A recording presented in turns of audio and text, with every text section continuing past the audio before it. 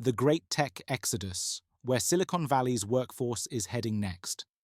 Silicon Valley's promise of infinite growth just hit a wall. For years, tech companies hired like there was no tomorrow. Now tomorrow is here, and 170,000 workers have been shown the door in just 18 months. These aren't factory workers or retail employees. They're people who spent years mastering Python and building the apps you use daily, the ones who were promised they would change the world. Now they're refreshing LinkedIn obsessively, watching former colleagues update their profiles to seeking opportunities. Each update represents not just personal upheaval, but collective expertise going untapped. The latest domino to fall: used car marketplace Kavak joining a parade of companies discovering that growth at all costs has a bill that eventually comes due. This year's opening months alone witnessed 74,000 departures, a staggering 35% jump from last year's already brutal figures. Meta's historic purge wiped out 11,000 roles, roughly 13% of its empire.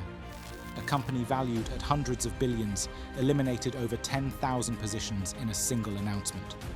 For programmers specifically, the numbers tell a stark story. 27% of programming jobs disappeared between 2022 and 2024. That's more than 1 in 4 positions eliminated. Geoffrey Hinton, one of the pioneers behind modern AI development, warns this is just the beginning for certain sectors. Meanwhile, even those retaining their positions face a different reality. Tech salaries have contracted by 12% nationwide. The 6-figure packages that once barely covered San Francisco studio apartments are becoming 5-figure memories for many. Industry veterans who once saw tech as the ultimate stable career path are now watching colleagues with 20 years of experience get laid off via email. This employment earthquake hasn't just shrunk headcounts, it's sparked a professional migration of unprecedented scale. Highly credentialed specialists now scatter across unfamiliar territory, hunting for footholds beyond Silicon Valley's crumbling walls. Those who secure positions often land at boutique firms or nascent startups, though typically accepting reduced compensation packages. Others pivot entirely, launching solo ventures, returning to academia, or diving into intensive retraining programs.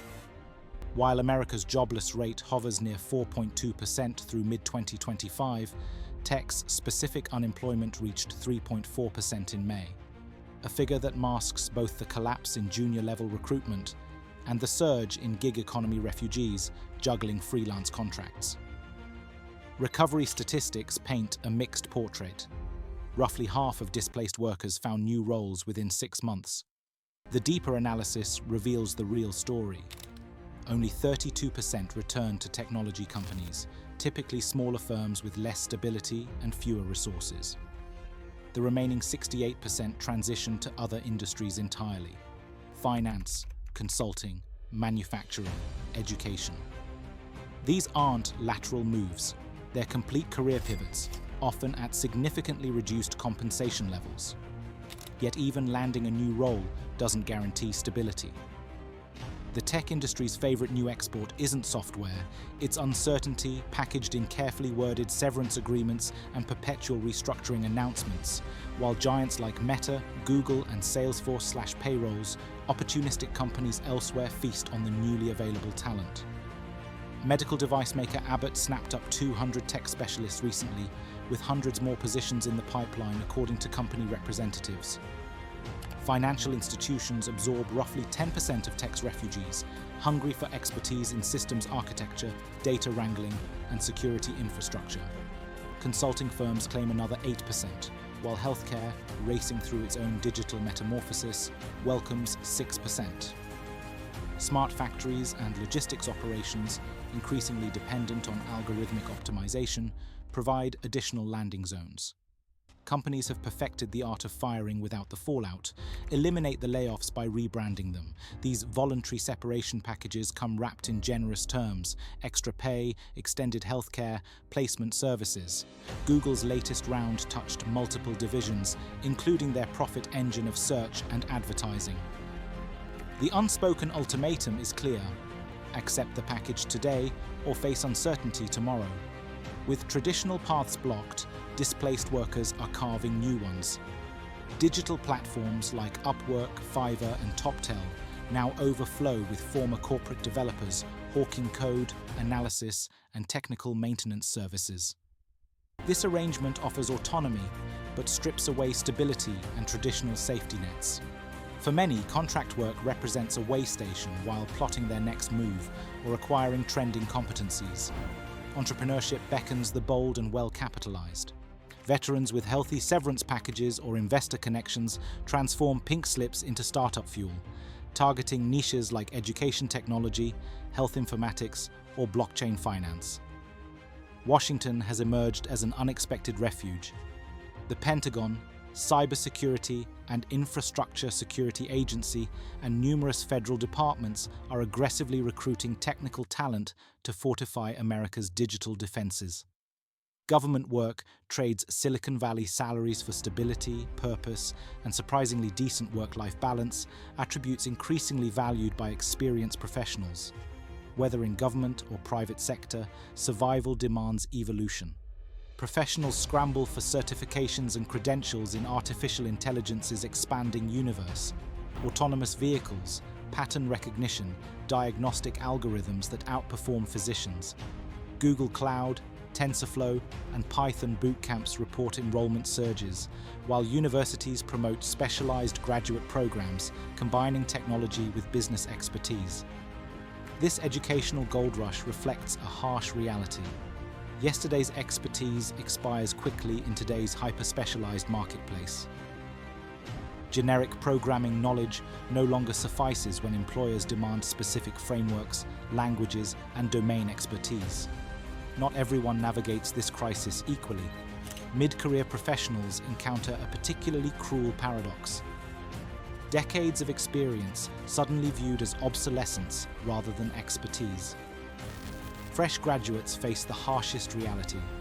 Entry positions have been slashed by half since 2023, with most requiring 5 years of experience for roles that once welcomed newcomers. It's become a ticket to a show that's already sold out. This summer's college cohort faces 6% unemployment, nearly double the national baseline.